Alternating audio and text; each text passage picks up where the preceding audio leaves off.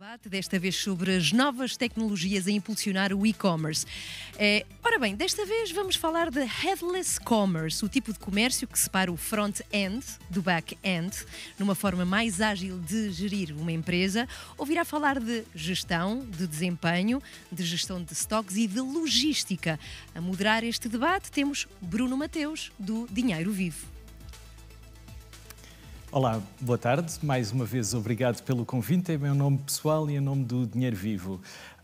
Para esta talk, temos à minha esquerda João Jerónimo, Head of Commerce da Wells, e temos à minha direita Tiago Borba, Diretor Comercial da Vetex. Eu ia começar pelo João. João, a Wells entrou, no fundo, desagregou-se do site do Continente e entrou na sua operação digital autonomamente pouco antes da pandemia.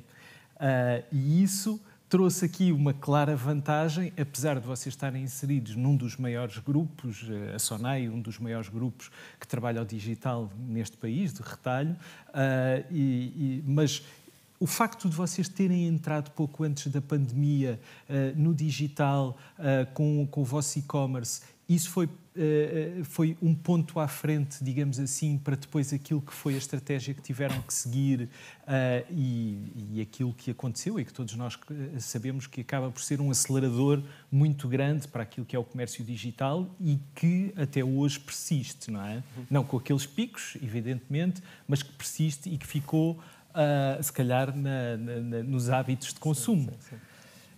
Boa tarde, antes de mais, e obrigado pelo convite. Eu diria duas coisas. Os picos ainda vão existindo. Obviamente que, como sabemos, a pandemia teve esse efeito de escalar de um momento para o outro brutalmente e mudar a base, não é? Os picos, e agora até estamos a entrar num, ainda vão acontecendo e que causam uma disrupção também positiva, muitas vezes.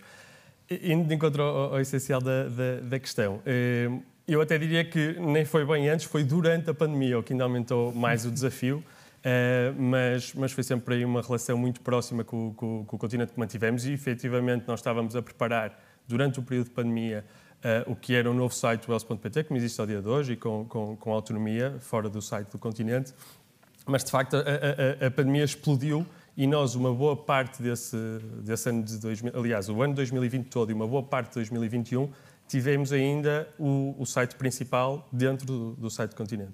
O que nos obrigou a toda uma adaptação também obviamente que a nível operacional e muita da gestão, seja de comercial, catálogo, marketing, performance, já estava com uma certa gestão autónoma, mas continuávamos na plataforma do continente, mas isso obrigou-nos a não só ir trabalhando no projeto core de lançamento do novo site e tentar acelerar o mais possível, mas sobretudo a virarmos também para outros canais digitais, que nós, em jeito de brincadeira dentro da equipa, falávamos dos 7 magníficos, a brincar, porque de repente, de um momento para o outro, tivemos que lançar uma quantidade muito grande de canais digitais para ir de encontro às necessidades do cliente, não é?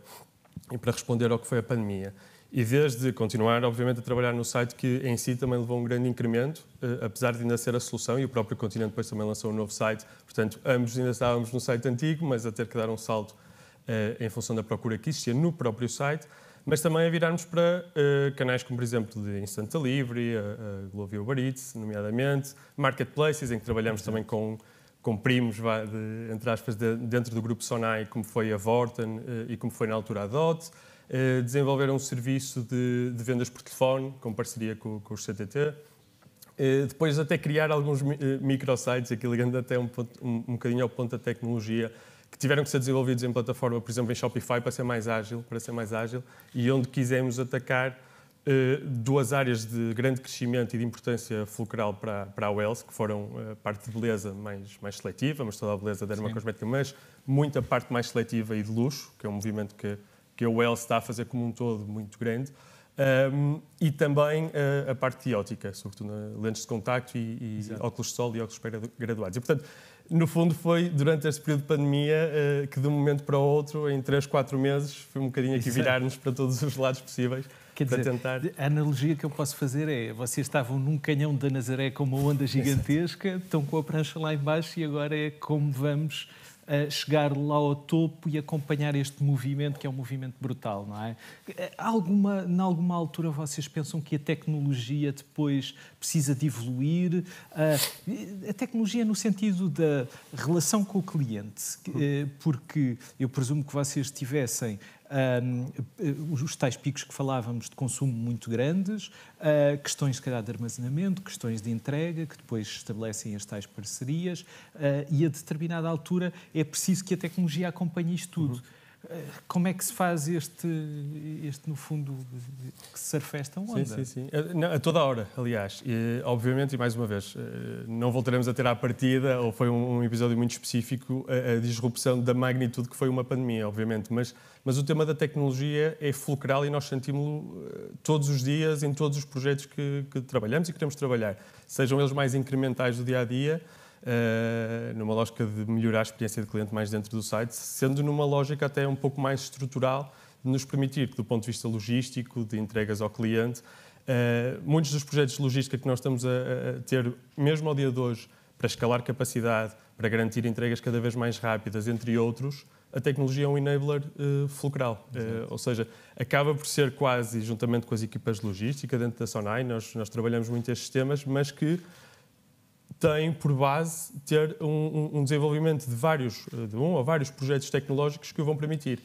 Desde fluxos de comunicação entre sistemas, de encomendas, que nós, por exemplo, para dar um exemplo concreto, nós trabalhamos com parceiros externos na logística de preparação, com a DHL. Portanto, o facto de um fluxo de comunicação de encomendas ter que ser rapidíssimo para chegar lá, depois permitir faturar e tudo o que se desenrola a partir daí.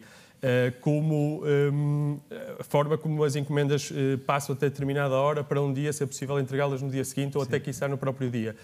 Portanto, tudo isto tem por detrás muitos desenvolvimentos tecnológicos. Isto, portanto, para dizer que nós sentimos essa necessidade todos os dias. E eu estou aqui a focar um bocadinho no exemplo da logística, podíamos estar aqui estar toda a falar de marketing digital, de todas as áreas.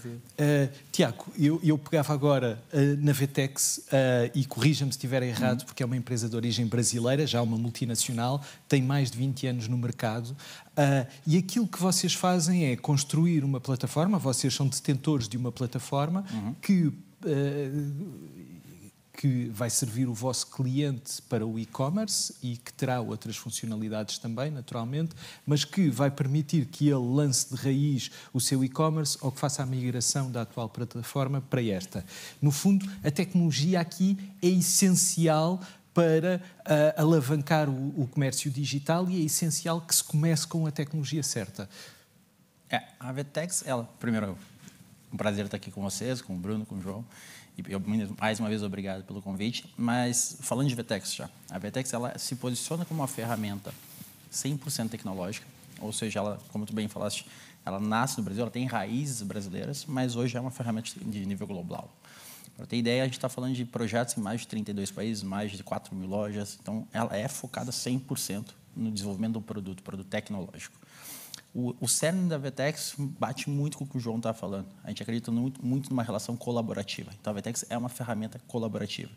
A gente tem a nossa tecnologia, mas ela tem em volta dela uma série de parceiros estratégicos, seja meio de pagamento, logística, marketing, automação, dentro disso. Mas ela é uma ferramenta composable, ou seja, eu tenho esse pilar que tu falaste muito bem, que é a parte da venda, que é a parte do commerce, mas eu já tenho nativamente integrado outros sistemas, como o EMS, que é a parte da gestão de pedidos, também como o CMS, que permite fazer a campanha. Então, em uma única ferramenta, hoje eu tenho a parte de venda, o front do site, entrando no tema aqui do headless, front, back, eu tenho o front desenvolvido e tenho esses outros conectados por API. Então, a Vetex hoje ela é toda feita por API. Seja APIs internas, onde tu conecta produtos internos, seja API que tu conecta com parceiros. Então, nomeadamente, o maior player de automação de marketing em Portugal se chama Egoi, ele tem uma integração nativa.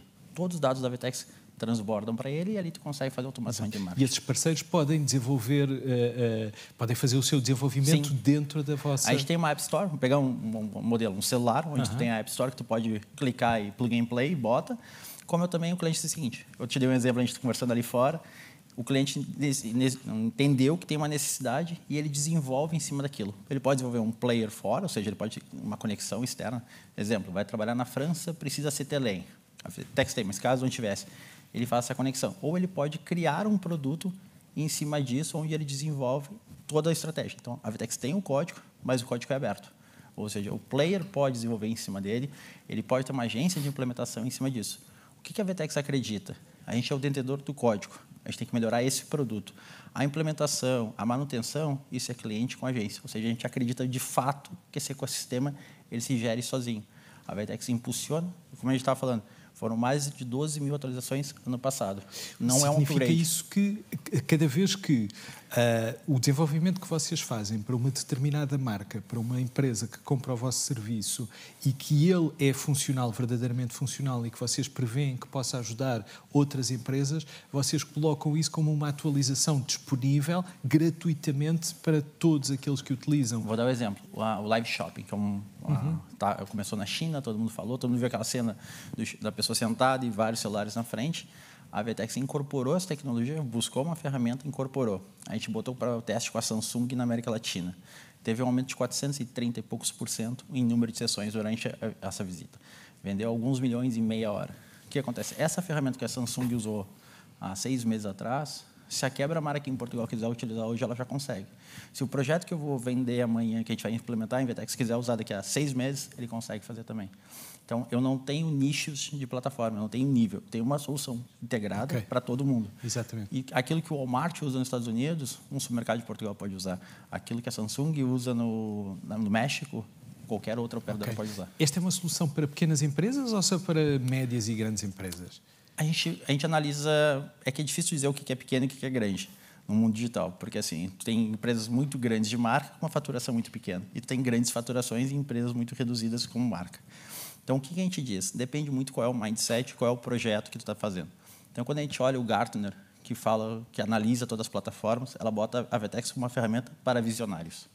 Ou seja, aqueles que entendem que o e-commerce não é uma dor de agora, mas é uma realidade que ele perdura durante muito tempo e isso necessita de uma evolução, não é botar uma loja no ar e vai começar a vender, tem todo um trabalho por trás, é aí que está conectada a VTEX. É para esse tipo de pessoa, esse tipo de empresa que entende que o e-commerce ele não é um canal adicional. Daí, entrando já na questão do Omnichannel, ele é um canal complementar que constrói um Customer Journey para o cliente. Exatamente. Ou seja, ele é um composable de novo. Então, a gente volta lá para a origem. É tudo integrado num único sistema que permite o cliente ter experiências diferentes, ter produtos diferentes, customizados conforme a necessidade do cliente e mercado. Exatamente.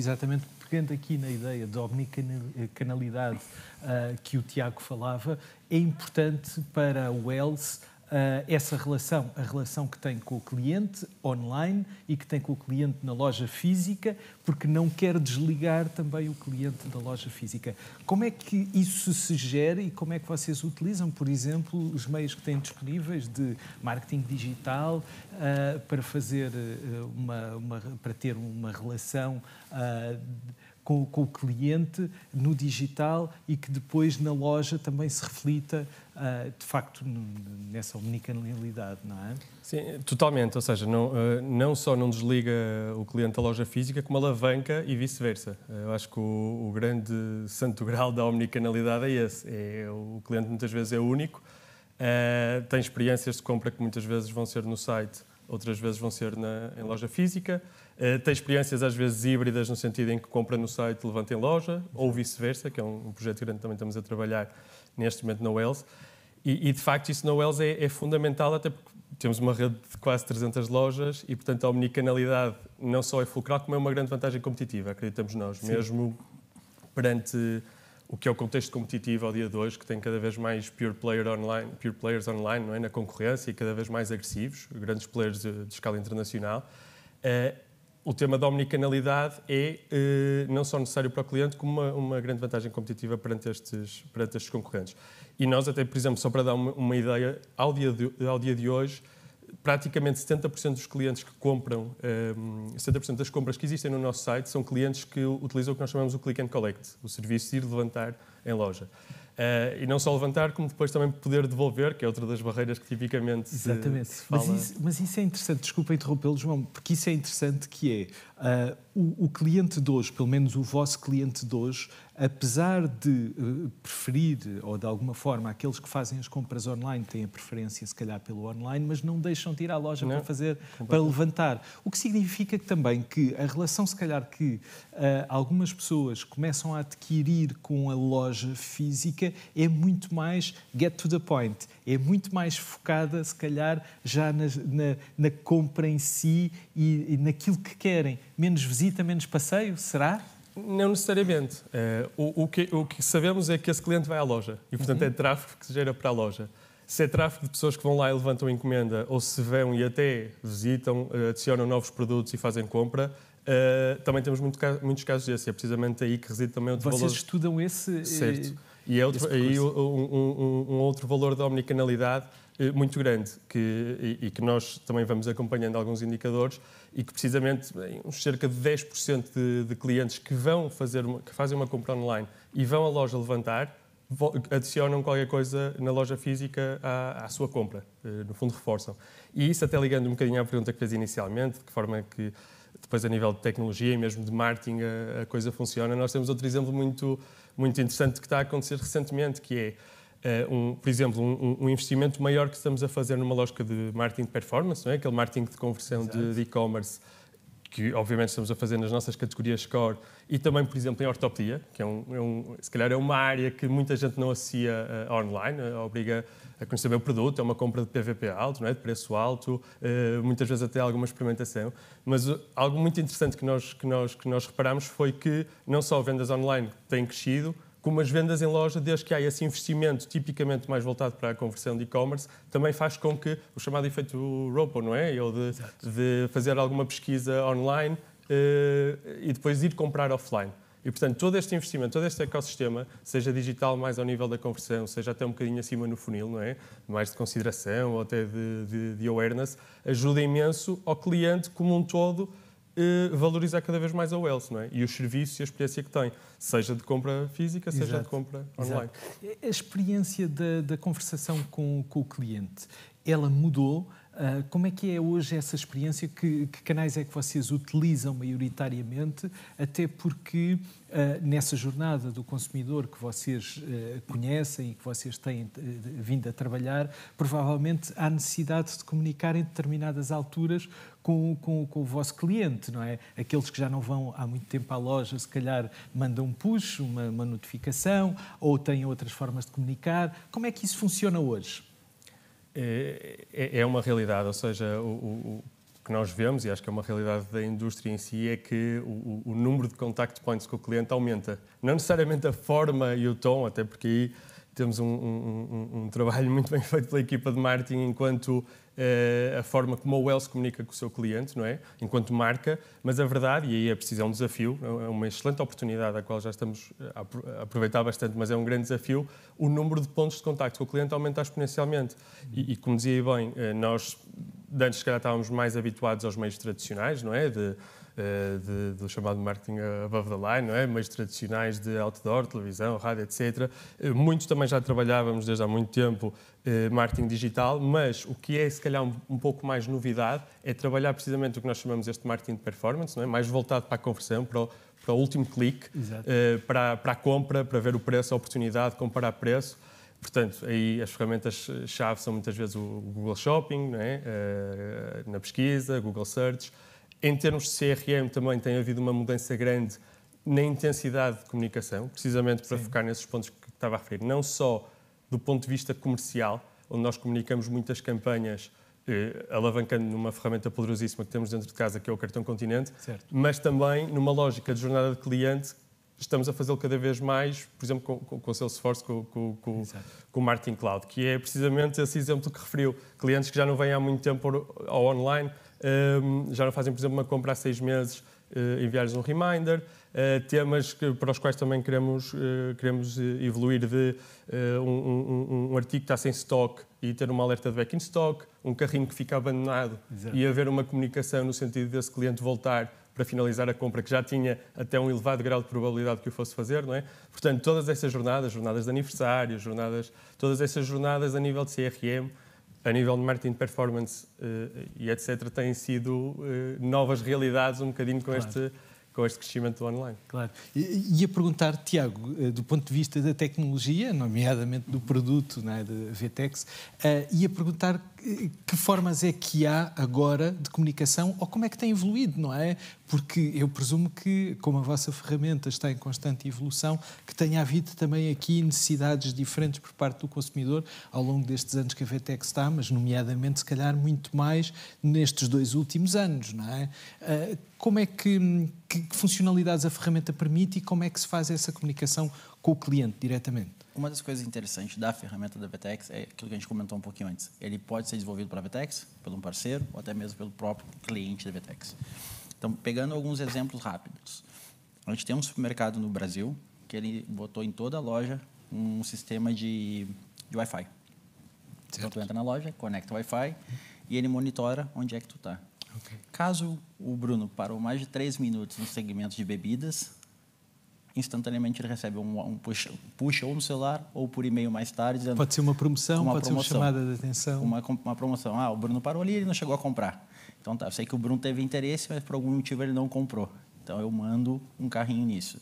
Outros exemplos, pegando o exemplo de um cliente português que vende uma série de produtos ligados à saúde e beleza, um grupo de farmácias. Ele identifica quais produtos são de uso contínuo e quando é que aquele produto acaba. Então, ele sabendo, por exemplo, vamos pegar um suplemento qualquer. Certo. Ele dura 30 dias, são 30 doses. Ele calcula que aquela dose é de segunda a quinta, então quando chegar na 25ª, ele sabe qual é o time de entrega, quanto é que ele precisa comprar antes, e ele avisa. Bruno, teu produto deve estar no fim, clique aqui, compre. Tu clica, recebe um código no teu celular, tu vai lá no checkout, bota aquele código, automaticamente... E eu recebo essa mensagem como? Ou por push no celular, e já recebe com código, ou tu recebe via e-mail, daí o e-mail vai te pedir um código que vai vir depois por SMS. Então, ele começa a ferramenta a criar essa jornada de comunicação contigo, não só em pontos específicos, mas começando a entender qual é o teu perfil de consumo e como é que ela vai se adaptando. Então, a gente começa a criar com a tecnologia, através de inteligência artificial, uma série de coisas, até em relação em cima da pesquisa. O Bruno está vindo toda hora aqui pesquisando tal artigo. Até o Bruno nem está pesquisando o nome correto, está errando na grafia. Ele avisa a plataforma dizendo, olha, tem essa quantidade de pessoas que estão buscando o produto com a marca errada. Quem sabe tu faz um push para esse tipo de pessoas com um tipo de promoção. Quem sabe tu muda na pesquisa o resultado quando ele botar. Então, a ferramenta ela vai entendendo e vai te botando e por aquilo que eu consigo perceber é que são infinitas as possibilidades, porque como a ferramenta permite acrescentar módulos a qualquer altura, isto, no fundo, é a ideia que nós tínhamos para a nossa empresa e para o nosso negócio que determina aquilo que é a nova ferramenta que eu vou precisar e que alguém pode desenvolver até para acrescentar, não é? Assim, tudo que eu desenvolvo no ecossistema que a VTEX desenvolve, então a VTEX hoje ela tem 4.000 programadores, mais ou menos, e todos que esses programadores desenvolvem, eles desenvolvem para a base inteira da ferramenta. Então, o que eu desenvolvi para a Samsung, para o Walmart, para a C&A, para a Decathlon, vale para todo mundo. Então, amanhã o Bruno começou o site dele e é um grocery, ele vai pegar tudo que eu já desenvolvi para o Dia, para o Carrefour, para o Auchan, para o Cassino, tudo que está desenvolvido, o Bruno vai ter acesso a isso. Sim. Então, é uma solução para todo mundo. Para ter uma ideia de tamanho que a gente está falando, e a VTEX não trabalha com upgrade, ou seja, essas melhorias, tu não tem que fazer um upgrade, ou seja, tu não tem que pagar mais por isso, é uma melhoria de ferramenta. Ano passado a gente está falando de 12.000 atualizações. Pois, então, assim, dá uma boa quantidade por dia que a gente vai entendendo qual é o perfil do cliente dentro da ferramenta, vai fazendo teste AB e vai entendendo, opa, isso aqui performa melhor, isso aqui converte melhor, isso aqui retém mais o cliente. E a gente vai mudando a ferramenta e vai de novo para toda a base. E isso leva-me a uma questão, João, e será a última questão. A inovação é essencial numa área que está em constante evolução e como estávamos a ver aqui, por exemplo, pelo que o Tiago estava a dizer, as múltiplas possibilidades que as plataformas permitem, quer dizer, onde é que está o nosso limite, não é? A inovação é um foco vosso. Qual é que é a próxima meca, o próximo desejo que vocês têm? Eu acho que algo interessante desta altura que vivemos, de grande influência digital, é precisamente que esses limites vão sendo quebrados ou novas coisas vão surgindo a toda a hora. Por isso, sem dúvida. E há aí um mar de oportunidades. Aliás, eu estava a identificar o que o Tiago estava a descrever como algo que se vê hoje muito nas lojas físicas de apoio, de áreas de hit areas, não é? No fundo, de self-checkouts. A Amazon Go trouxe muito esse conceito, ou pelo menos se tornou mediático. toda essa análise também de experiência de cliente existe exatamente e tão ou ainda mais em real time e com muitos dados no online, não é? Eu acho que aí até é algo que depois a parte online ajuda a uma transformação digital necessária no mundo físico.